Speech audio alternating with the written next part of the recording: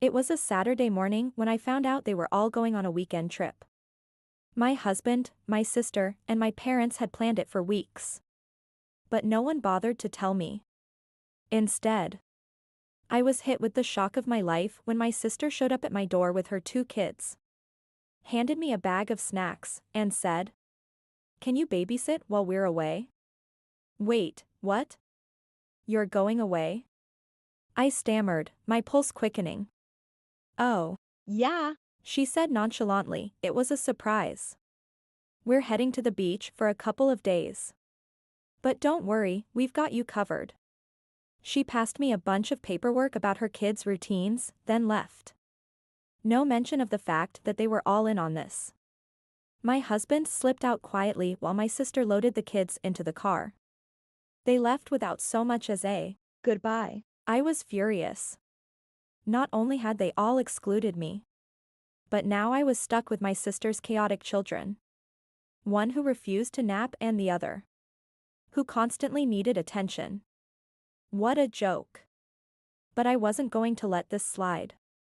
I spent the day stewing in anger, and by nightfall, I had a plan. I spent the next 24 hours pretending to be the perfect and laughing at their bad jokes, patiently dealing with tantrums, and feeding them with excessive care. All the while, I kept an eye on the clock. I knew they would be back soon, but I needed to make sure my plan was foolproof. When they returned, exhausted and sunburnt from their beach adventure, I greeted them with a smile that barely hid my satisfaction. How was the trip? I asked innocently, as if nothing had happened. It was amazing. My sister gushed, dropping her bags. The kids were so well behaved, weren't they?